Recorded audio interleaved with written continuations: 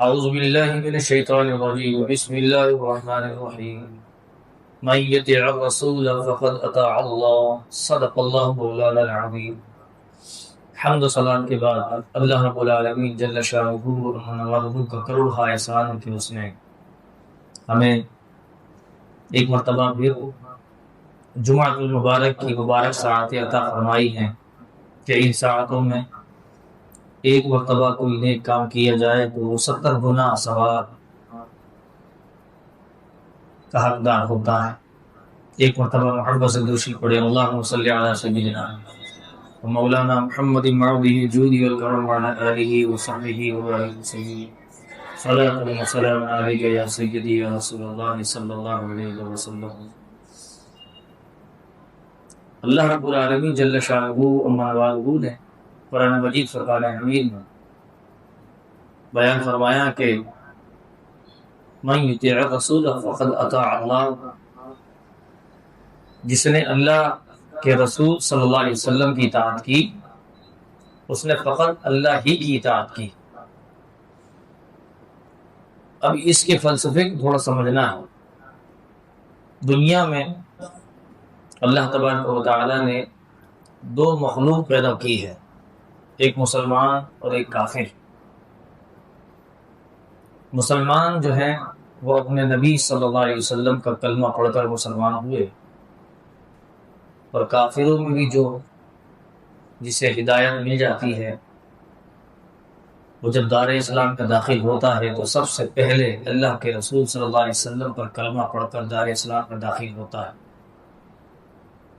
اسی طریقے سے جو مسلمان ہیں ان میں بھی ہم نے ایک تقسیم دیکھی کہ جو مسلمان ہیں وہ ایک وہ ہیں کہ جو دین اسلام پر عمل کرنے والے، حضور علیہ الصلوۃ والسلام کے بتائے ہوئے طریقے پر چلنے والے، اور ایک طبقہ وہ ہے کہ جو بظاہر دنیا دار نظر آتا ہے اور دنیا کے کاموں میں زیادہ منہمک نظر آتا ہے، لیکن وہ مسلمان ہے۔ اور ان کے بال کا جو طریقہ ہے سر کے رکھنے کا وہ مسلمانوں والا نہیں ہے، چہرہ ان کا مسلمانوں والا نہیں، لباس بھی ان کا مسلمانوں والا نہیں۔ الغرض یہ کہ مختلف انداز میں وہ اپنی زندگی کو گزارتے ہیں، اور اپنی زندگی کے طور طریقے بالکل جو ہے وہ اس طرح کرتے ہیں جس طرح کے غیر مسلم اپنے آپ کو زندگی گزارتے ہیں۔ تو جب اس پر غور کیا تو معلوم ہوا کہ آدمی وہی کرتا ہے کہ جس سے وہ محبت کرتا ہے، جس سے محبت ہوتی ہے وہ اسی کے طریقے کو اختیار کرتا ہے۔ اس میں کوئی شک نہیں کہ بہت سارے لوگ آپ کو دعویٰ کرتے ہوئے ملیں گے کہ جی ہمیں بھی حضور سے بڑی محبت ہے، ہمیں بڑا پیار ہے، ہم حضور کو مانتے ہیں، ہمیں بڑا حضور سے لگاؤ ہے، ہم حضور علیہ الصلوۃ والسلام کے چاہنے والے ہیں، وغیرہ وغیرہ۔ لیکن اگر دوسری طرف آپ دیکھیں تو یہ دعوے صرف مسلمان ہی نہیں کرتے بلکہ کفار نے بھی کیے۔ چنانچہ گرو نانک جو ہے سکھوں کا بڑا وہ گرو ہے، سربراہ ہے، ان کا امام ہے۔ اس نے تو نبی پاک علیہ الصلوۃ والسلام کی تعریفات میں نعتیں لکھی، حضور کے عشق میں اس نے نعتیں لکھ دی، ایسی محبت اس نے بھی کر دکھائی۔ ایسے بہت سارے لوگ ہیں۔ آج بھی اگر آپ دیکھیں سوشل میڈیا کا دور ہے تو ہندوستان کے بہت بڑے بڑے پنڈت جو ہیں وہ حضور سے محبت کا دعویٰ کرتے ہیں، اور محمد صاحب صلی اللہ علیہ وسلم اس طرح کہتے ہیں کہ محمد صاحب نے جو کہا وہ صحیح کہا، ان کی بات درست ہے، اور وغیرہ وغیرہ، اور مسلمانوں کی حمایت کی وہ بات کرتے ہیں۔ تو اس طرح صرف بات کرنا اور اس کا دعویٰ کرنا یہ کافی نہیں ہے۔ دعویٰ جب کیا جاتا ہے تو اس کی دلیل بھی ہوتی۔ مثلا کوئی کہے کہ میں جو ہے امریکہ سے ہو کے آیا ہوں، یہ دعویٰ ہے اس کا، تو جب وہ دلیل دے گا اس کی تو اسے اس کا ثبوت پیش کرنا ہے۔ یا کوئی دعویٰ کرے کہ میں نے جو ہے اتنا مال بیچ دیا، ایک دکاندار ہے، دکان پر وہ ملازم ہے، اس نے دعویٰ کیا کہ میں نے اتنا مال بیچ دیا، تو وہ مالک کو اس کی دلیل بھی دے گا کہ میں نے اتنا مال بیچا، اتنے کا بیچا، ہر چیز کی دلیل ہوتی ہے۔ یا ایک شوہر جو ہے وہ اپنی بیوی سے محبت کا دعویٰ کرتا ہے لیکن اسے کھانے کو نہیں دیتا، اس کو پہننے کو نہیں دیتا، اس کی ضروریات زندگی کا خیال نہیں رکھتا، تو کہیں گے کہنے والے کہ بھائی تم تو بڑی محبت کرنے کا دعویٰ کرتے ہو، لیکن تمہاری محبت کہاں ہے؟ کہ جب وہ بھوکی مر رہی ہے تمہاری محبت کہاں؟ اسے کپڑے پہننے کو نہیں، تمہاری محبت کہاں؟ بچے تمہارے ادھر سے ادھر رل رہے ہیں، تم کہتے ہو مجھے بڑی محبت ہے، تو وہ محبت کہاں؟ تو معلوم ہوا کہ محبت جب کرتے ہیں تو اس کی دلیل دینی پڑتی ہے۔ محبت کا دعویٰ جو ہے وہ آسان ہے، لیکن محبت کی دلیل دینا مشکل کام ہے۔ اور اسی طرح قرآن مجید فرقان حمید نے اشارہ فرمایا کہ جسے اللہ کی اطاعت کرنی ہے اسے رسول کریم علیہ الصلوۃ والسلام کی اطاعت کرنا کافی ہے۔ گویا کہ جس نے رسول کریم علیہ الصلوۃ والسلام کی اطاعت کی اس نے اللہ کی اطاعت کی۔ یہ محبت رسول کی دلیل ہے، قرآن مجید فرقان حمید اس کو بیان کرتا ہے۔ اور آپ دیکھیے کہ صحابہ کرام علیہم رضوان نے اس کی بے شمار مثالیں قائم کر دی ہیں، اور چشم فلک نے یہ نظارے اپنی آنکھوں سے دیکھے، اور جو روشن تابناک واقعات تاریخ میں موجود ہیں وہ کسی سے ڈھکے چکے نہیں ہیں، پڑھنے سے اس کا تعلق ہے۔ میں آپ کو ایک صلح حدیبیہ کے حوالے سے اگر بتاؤں تو اس وقت جب کفار نے نبی پاک علیہ الصلوۃ والسلام کو خانہ کعبہ کے طواف سے اور عمرہ کرنے سے منع کر دیا، تو نبی پاک علیہ الصلوۃ والسلام نے حضرت عثمان غنی رضی اللہ تعالیٰ کو بھیجا کہ جاؤ حالات کا جائزہ لو اور دیکھو کہ کیا معاملات ہیں اور پھر ہمیں بتاؤ۔ تو حضرت عثمان غنی رضی اللہ تعالیٰ عنہ چونکہ بڑے مالدار تھے اور بڑی ان کی کفار قریش کے اندر بھی اور قریش قبیلے میں بھی ان کی بڑی عزت تھی، قریش قبیلہ انہیں بڑی عزت اور احترام سے دیکھتا تھا کیونکہ وہ غریبوں کی بڑی مدد کرتے تھے۔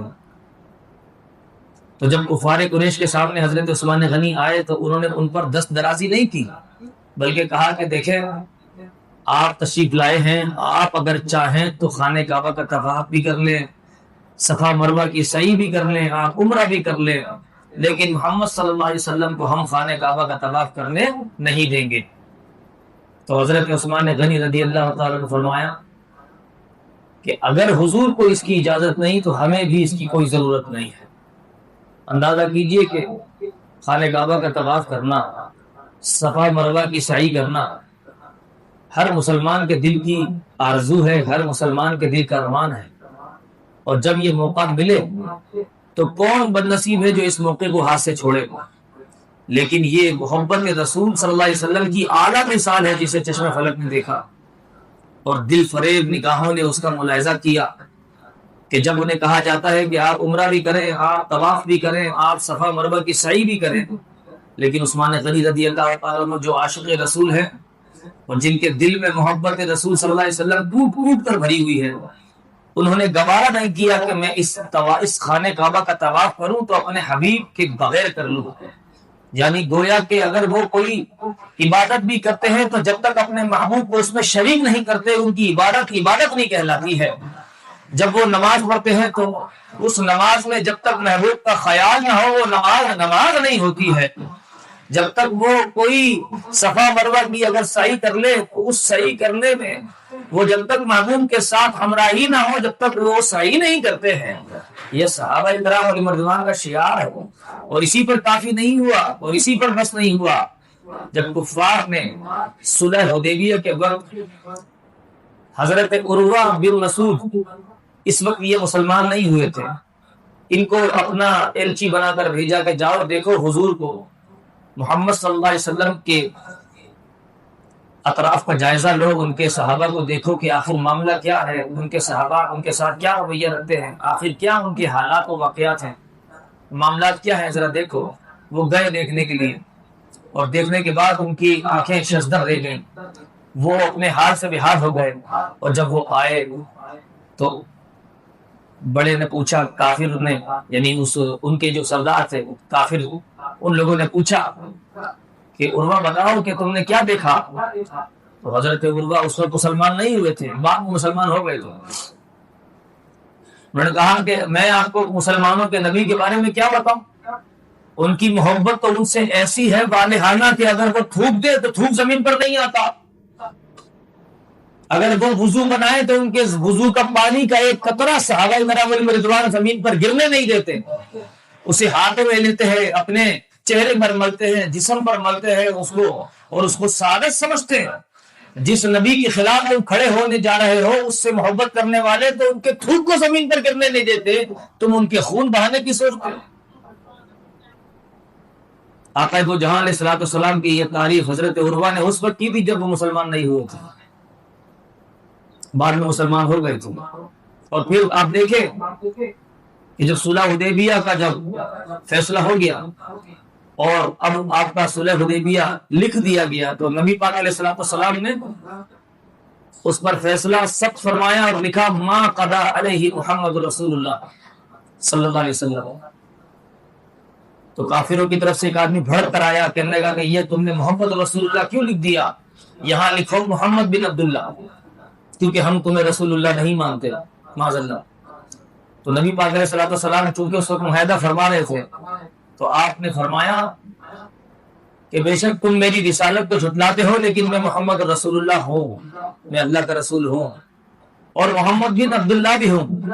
تو حضرت علی رضی اللہ تعالیٰ سامنے کھڑے تھے، آپ نے فرمایا کہ علی اس میں سے محمد رسول اللہ مٹا دو اور محمد بن عبداللہ لکھ دو. تو حضرت علی رضی اللہ تعالیٰ نے عرض کی یا رسول اللہ صلی اللہ علیہ وسلم مجھ میں یہ جرت نہیں ہے کہ میں آپ کے نام پاک کو مٹا دوں. اللہ اکبر. یہ حضرت علی رضی اللہ تعالیٰ کو عادت تھا، حضور سے محبت تھی کہ حضور کو سامنے عرض کر دی کہ یا رسول اللہ میں اس کو مٹا نہیں سکتا، میں آپ کے نام مبارک کو مٹا نہیں سکتا. یہ محبت ہے حضرت علی رضی اللہ تعالیٰ، یہ محبت رسول ہے. پھر حضور علیہ الصلوۃ والسلام نے اسے خود ہی لے کر اس نام کو مٹا کر کے محمد بن عبداللہ لکھا. یہ حضور علیہ الصلوۃ والسلام کی محبت کا ایک بہترین ایک نمونہ ہے جو صحابہ کرام علیہم رضوان پیش کرتے ہیں. ایسا کئی واقعات ہیں، یہ ایک واقعہ نہیں ہے. اب آپ اندازہ کر لیں کہ آج ہماری کیا حالت ہے کہ ہم حضور علیہ الصلوۃ والسلام سے محبت کا دعوت کرتے ہیں لیکن ہم تو نماز کے لیے حاضر نہیں ہوتے، ہمیں نماز کی فرصت نہیں ہوتی، ہم نماز کو ادا نہیں کرتے. ہم قرآن مجید فرقان حمید کو پڑھنے کی کوشش نہیں کرتے، ہم قرآن مجید فرقان حمید کو پڑھنے کا دعویٰ تو کرتے ہیں لیکن اسے صحیح معنی میں جس طرح پڑھنے کا حق ہے تجوید و مخارج کے ساتھ اسے پڑھتے نہیں، نہ اس کو پڑھنا سیکھتے ہیں. پھر جب کہا جائے تو کہتے ہیں کہ وقت نہیں ہے، کام ایسا ہے، ڈیوٹی بڑی لمبی ہے، وقت نہیں ملتا. لیکن اگر انہی کو دیکھا جائے تو وہ کئی گھنٹے یوں ہی اپنے فضول میں برباد کر کے نظر آتے اور محبت رسول کا دعویٰ ایسا کرتے. ہاں بالکل، ہم سے بڑھ کر کون محبت کرے گا، ہمیں بھی محبت ہے، تم ہی آ گئے صرف محبت کرنے والے، ہمیں بھی حضور سے بڑی محبت ہے. چلو ٹھیک ہے، ہم عمل نہیں کرتے، یہ نہیں کرتے، وہ نہیں کرتے، مگر ہمیں حضور سے محبت بڑی ہے.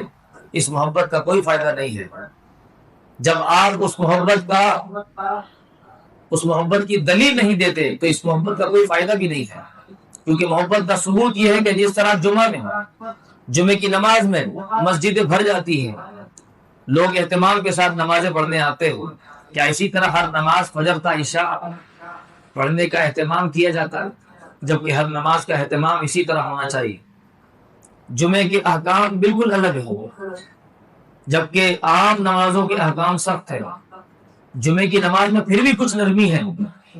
اگر مثال کے طور پر کسی کی جمعے کی نماز نکل گئی تو وہ ظہر کی نماز پڑھ لے. اسے خطبے کا اہتمام کرنے کی تعلیم نہیں کی گئی کہ تم خطبے کا اہتمام کرو. تم خطبے کو مثلا اگر یہ کہا جاتا کہ اگر جمعہ نکل گیا تو اکیلے میں بھی تم نے خود بھی خطبہ پڑھنا ہے اور نماز بھی پڑھنی ہے، تو کتنا مشکل ہو جاتا. تو اللہ تبارک و تعالیٰ کے رسول صلی اللہ علیہ وسلم نے آسانی فرما دی کہ اگر جمعہ نکل جائے، عید کی نماز اسی طرح اگر نکل جائے، عید کی نماز تو نکلنے کے بعد پڑھنے کی اجازت ہی نہیں ہے، بس نکل گئی تو نکل گئی، اب اسے اپنی پڑھنے کی کوئی تعلیم نہیں.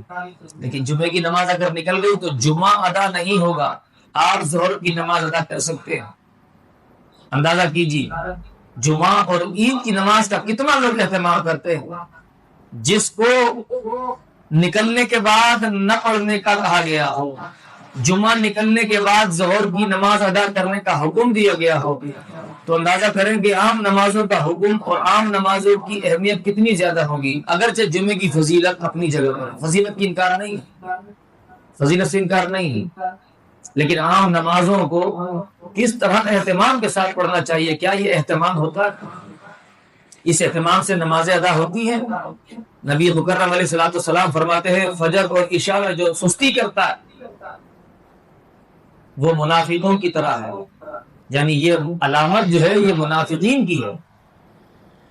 اگر وہ اپنی اس علامت کو دیکھے کہ اگر میں فجر میں اور عشاء میں سستی کرتا ہوں تو مجھے چاہیے کہ میں سستی نہ کروں اور نماز کو ادا کروں، ایسا نہ ہو کہ میں منافقین میں شامل ہو جاؤں، تو وہ اس سے ڈر کر عشاء کی اور فجر کی نماز کا اہتمام کرے۔ اور پھر قرآن مجید نے عصر کی نماز کو اس کی حفاظت کا حکم دیا، تو پھر عصر کی نماز ہر حالت میں ادا کرنی ہی کرنی ہے۔ اسی طرح ظہر کی نماز بچی اور مغرب کی نماز بچی، اس کی بھی اہمیت اپنی جگہ پر ہے، تو کسی بھی نماز کو کسی بھی حالت میں چھوڑنے کی اجازت نہیں۔ کھڑے ہو کر نماز نہیں پڑھ سکتے تو بیٹھ کر پڑھ لو، بیٹھ کر نہیں پڑھ سکتے تو لیٹ کر پڑھ لو، لیٹ کر اگر نہیں پڑھ سکتے تو آپ جو ہے اشاروں سے پڑھ لو، ہاتھ پیر نہیں اٹھا سکتے، ہاتھ نہیں اٹھا سکتے، آنکھوں کے اشاروں سے نماز پڑھو، لیکن نماز چھوڑنے کا حکم نہیں۔ ہاں آپ کی حالت ایسی ہے کہ آپ کو ہوش ہی نہیں ہے، آپ بے ہوش پڑے ہوئے ہیں بستر پہ، وہی غلط بات ہے۔ جب ہوش آئے گا تو نماز کی قضا ادا کر لو، لیکن نماز کسی بھی حالت میں چھوڑنے کا حکم نہیں۔ یہ سب محبت رسول ہے۔ کیا یہ محبت نہیں تھی کہ حضرت علی رضی اللہ تعالیٰ عنہ کی پنڈلی میں ایک تیر گھس گیا، اب وہ نکالنے کی کوشش کرتے لوگ، لیکن حضرت علی ہاتھ لگانے نہیں دیتے، ہاتھ مت لگانا، مجھے بڑی تکلیف ہوتی۔ کسی نے کہا کہ جب حضرت نماز میں ہوں گے جب کھینچ لیں گے۔ جب آپ نماز پڑھ کے فارغ ہوئے تو وہ آگے تیر نہیں تھا، تو آپ نے پوچھا وہ تیر کدھر گیا؟ تو لوگوں نے کہا کہ وہ تیر ہم نے آپ کا دوران نماز نکال لیا۔ معلوم ہوا کہ وہ نماز اتنی منہمک ہو کر کے اور حضور کی محبت میں گم رفتہ ہو کر اور ایسے محب ہو کر نماز میں کس طرح پروردگار سے مخاطب ہو کر گفتگو کرتے ہوئے نماز ادا کر رہے تھے کہ انہیں پتہ ہی نہیں چلا کہ ان کی پنڈلی سے تیر نکال لیا گیا۔ یہ ہوتی ہے نماز۔ یہاں تو نماز اگر پڑھ ملے تو اس نماز میں کہتے ہیں کہ جی مزہ نہیں آتا، ذوق و شوق نہیں ملتا۔ اچھی خاصی نماز پڑھ رہے تھے کہ پڑھتے پڑھتے چھوڑ دی نماز، کیوں؟ اس لیے کہ وہ مزہ نہیں آ رہا تھا، یا جو ہے وہ بس دل چاہ رہا تھا تو پڑھ لی نماز، اب دل نہیں چاہتا تو نماز نہیں پڑھتے۔ اللہ اکبر۔ تو یہ محبت نہیں ہے۔ محبت یہ ہے کہ حضور علیہ الصلوۃ والسلام کی جو ادائیں ہیں ان کو ادا کیا جائے۔ اب آخری بات آپ کو میں بتاؤں کہ محبت کا آپ اظہار کیسے کر سکتے ہیں، اور محبت ہے تو حضور کی پیروی کیسے کر سکتے ہیں؟ پیروی بغیر علم کے نہیں ہو سکتی۔ جب تک آپ کو حضور کی پیروی کے بارے میں معلوم نہیں ہوگا کہ حضور کیسے چلتے تھے، کیسے اٹھتے تھے، کیسے بیٹھتے تھے، کیسے حضور کھاتے تھے، کیسے پیتے تھے، کیسے عبادات کرتے تھے، حضور نمازیں کس طرح پڑھتے تھے، حضور نے ہمارے لیے کہاں کہاں کیا ارشاد فرمایا ہے، حضور علیہ السلام نے ہمیں کیا کیا تعلیمات فرمائی ہیں، جب تک یہ آپ اس کا علم حاصل نہیں کریں گے تو آپ کو کیسے پتہ چلے گا کہ حضور کیا فرما رہے ہیں، حضور کے فرمودات کا معلوم کیسے ہوگا؟ تو آج ہم علم سے بھی دور ہیں، جب علم سے دور ہیں تو عبادات سے دور ہیں، اور جب عبادات سے دور ہیں تو ہم کیسے محبت کا دعویٰ سچا کر سکتے ہیں؟ ہم اپنی محبت کا دعویٰ اسی صورت پہ سچا کر سکتے ہیں کہ ہم حضور علیہ الصلوۃ والسلام کے فرمودات کو پڑھیں۔ جب آپ کو کوئی کہتا ہے کہ آپ نے یہ ڈگری حاصل کر لی تو آپ کو جو ہے فلاں جگہ پر اچھی نوکری مل جائے گی، آپ کو اچھے پیسے کی نوکری مل جائے گی، آپ یہ کر لیں گے، آپ وہ کر لیں گے، جب آپ کو دنیاوی تعلیم کے اعتبار سے فضائل بتا کر کے وہاں لگا دیا جاتا ہے۔ بلکہ بہت سارے جو عقل کے اندھے ایسے ہیں، لکیر کے فقیر کے، جو پڑھتے رہتے ہیں، دنیا کی تعلیم کو حاصل کرتے رہتے ہیں، اور ان کو پتہ نہیں ہوتا کہ ہم نے آگے کرنا کیا ہے، اس کو ہم نے پڑھ کر حاصل کرنا کیا ہے، اس سے کچھ بھی نہیں معلوم ہوتا، بس وہ لگے ہوئے رو میں لگے اور پڑھتے رہتے ہیں، اور پڑھ کے فارغ بھی ہو گئے، اس کے بعد بھی کچھ حاصل نہیں ہوا، یوں ہی ویلے نظر آتے، ادھر سے ادھر بیٹھے ہوئے باتیں کرتے ہوئے، گپ شپ مارتے ہوئے، ہاں بھائی کیا کر رہے ہو؟ کچھ بھی نہیں کر رہے۔ کتنی تعلیم، اتنی تعلیم ہے، اچھا اتنی تعلیم حاصل کر کے بھی کچھ نہیں کر رہے، کیا کریں؟ نوکری نہیں ملتی، تو نوکری کے لیے پڑھا تو پھر کیا ہوا؟ یہی عقل کا اندھا ہونا، اور یہی ہم نے حواس اور شعور کو مار کے رکھنا، مردہ کر دینا، یہی انسان کی موت کا سبب ہے، اس کی روحانی موت کا سبب ہے۔ اس لیے اپنی روح کو زندہ کیجیے، اور نبی پاک علیہ الصلوۃ والسلام سے محبت کا تقاضا یہی ہے کہ آپ جب حضور سے محبت کرتے ہیں تو حضور کے بارے میں سوچیں، تھوڑا حضور علیہ الصلوۃ والسلام پر درود کریم محبت سے پڑھیں، ابھی ایک مرتبہ درود محبت سے پڑھیں، اللهم صل علی سیدنا ومولانا محمد معدن الجود والکرم وعلى آلہ وصحبہ وبارک وسلم صلاۃ و سلام علیک یا رسول اللہ۔ جب آپ حضور سے محبت کا والہانہ اظہار کریں گے اور حضور سے محبت کا اظہار کرتے ہوئے کہ آپ حضور علیہ الصلوۃ والسلام کے طور طریقے جاننے کے لیے، حضور کی سنتیں جاننے کے لیے کہ حضور کس طریقے سے فرماتے تھے، حضور نے قرآن کو کیسے پڑھا، حضور نے قرآن کو کیسے بیان کیا، قرآن کیا کہتا ہے، اللہ کی تعلیم ہمارے لیے کیا ہے، اللہ کی ذات والا کیا ہے، حضور کی ذات کیسی ہے، اللہ کے بارے میں کیا عقیدہ رکھنا چاہیے، رسول کریم علیہ الصلوۃ والسلام کے بارے میں کیا عقیدہ رکھنا چاہیے۔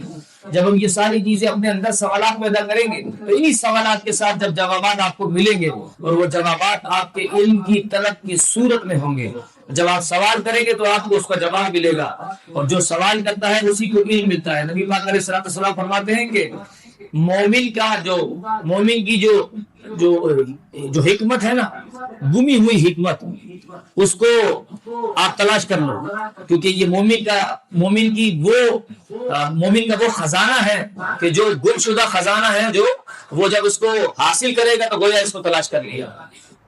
مومن جو ہے وہ علم کو جب حاصل کرتا ہے، حاصل کرنے سے پہلے ناواقف ہوتا ہے، جب حاصل کر لیتا ہے، جب اسے پتہ چل جاتا ہے تو گویا وہ ایسی چیز تھی جو پہلے موجود تھی لیکن اس کے علم میں نہیں تھی، اور جب اس کے علم میں آئی تو اب وہ چیز اس کے پاس آ گئی، تو یہ اس کا گم شدہ خزانہ ہوا یا نہیں ہوا۔ تو اسی لیے علم کو حاصل کریں۔ بہت ساری چیزیں آپ کو معلوم نہیں ہوں گی، میں یہاں پر بہت ساری چیزیں بیان کر سکتا ہوں، عام زندگی میں استعمال ہونے والی آپ کو معلوم نہیں ہوں گی، تو اس کے لیے باقاعدہ طور پر انتظام ہوتا ہے۔ ہمارے یہاں بھی انتظام ہو چکا ہے، رات کو بھی عشاء کے بعد بھی آپ آ سکتے ہیں سیکھنے کے لیے، صبح بھی آ سکتے ہیں، جس کے پاس جو وقت ہے اپنے وقت کو استعمال کرتے ہوئے علم دین حاصل کریں۔ اللہ کریم ہمیں علم دین حاصل کرنے کا شوق عطا کرے، جذبہ عطا کرے، حضور سے سچی محبت عطا کرے۔ یہ یاد رکھیے کہ حضور سے اگر سچی محبت نہیں ہے تو کتنی نمازیں پڑھ لیں آپ، نہ نمازیں کام آئیں گی، نہ آپ کو قرآن کی تلاوت کام آئے گی، جو کرنا ہے کر لیں آپ، حضور کی محبت کے بغیر کچھ بھی نہیں ہے۔ اللہ کریم ہمیں حضور کی محبت کے ساتھ عبادت کا شوق وصول عطا کرے۔ وما علیہ الا البلاغ۔